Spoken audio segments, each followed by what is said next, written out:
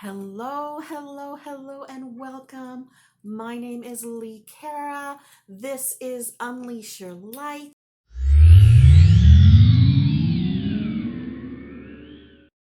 Today, we're going to talk about survival tips for empaths.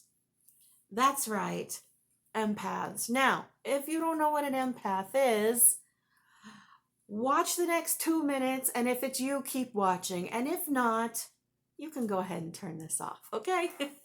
So, what is an empath? An empath is someone who feels other people's emotions.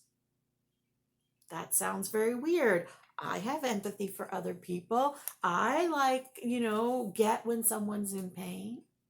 No, an empath feels those emotions as their own. An empath watches a movie where somebody's child dies and cries as if their own child died. An empath will sit across from you in a meal when you are telling a story about how someone hurt you and now they're angry for you. And they feel how hurt you were and they feel your anger about it. An empath will walk past someone in a grocery store who is sad, and their mood will change in a second, and then they'll be sad too. And usually, an empath does not know that those are not their emotions that they are feeling. They have literally taken on the vibration of the other person. They have literally felt the emotion in the way that the other person does. And because they're feeling it the way the other person does, they don't process it properly. Because their own processing is based on their life experience. Their own reactions and emotions is based on their life experience. If you're an empath, you're now feeling their pain the way that they feel it, and you don't have the tools to process that. And so it creates anxiety, depression, stress, lashing out. So if any of that is you, stick around. I have some solutions for you. But if none of that sounds like you, then you can click out and I'll see you in another video. Okay, for all my empaths who have stuck around, these are some survival tips, some things that you can literally do to help you survive in this world. First of all, you have to start being self-aware. You have to know you well enough to know what it feels like when you get sad about something. You.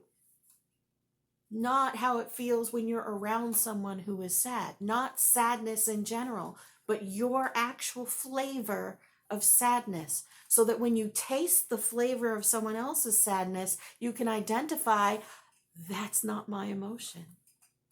That's not mine. I don't need to carry that sadness with me. I have my own, thank you very much.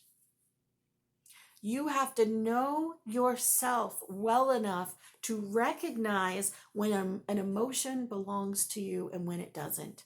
When an emotion tastes like it's your flavor and when it's actually the flavor of that person across the room or that person on the couch or that thing that's happening on TV. Is that really your emotion that you're feeling? That's the first thing. That's going to give you some huge relief. The second survival tip for an empath, a lot of people will tell you, bubble up. And I started out with this advice, bubble up. If you are a brand new empath, learning how to bubble up can save your ass. So, what is bubbling up? When you bubble up, you basically create a protective barrier around you, visualizing it so that you don't absorb other people's energies. Now, you can create something that is as strong or as delicate as you like. For me, I pictured it like a soap bubble, and it was semi-permeable. That's from 8th grade science class. It was a semi-permeable membrane that allowed osmosis of love but didn't allow fear or the pain of the other person to come in. And it allowed me to send love outwards. Now, you can create whatever bubble you like. However, know that the bubble that you create will also affect you. So if you think you need a brick wall between you and the rest of the world, those things are very hard to take down. And they also trap you inside. But if you're just starting out, do what makes you feel safe with the recognition that this is a temporary fix. Because the second half of that survival tip is to learn how to push your light, your unconditional love, your energy outwards. See, you have an infinite well of unconditional love within you. You have an infinite connection to the energy of the universe. And the more that you push it out, the more that it will come into you. You can never exhaust it. And so once you have kind of gotten used to being an empath, I always counsel empaths to push their light outwards, to picture it growing within them, that white light that fills their body and then pushes outwards, right? Because then not only are they helping that person that's out there, but they aren't absorbing the other person's energy. It creates an outward flow rather than an absorbing inward flow. So there's another one. Bubble up or push that energy out, depending on where you are in your empath journey. So the next survival tip for an empath is stop doubting yourself. Stop questioning everything that happens. Start to accept that what you are going through is real. It is your judgment of it that makes it difficult to navigate. We'll say, makes it more difficult to navigate. It's not easy being an empath. It's not.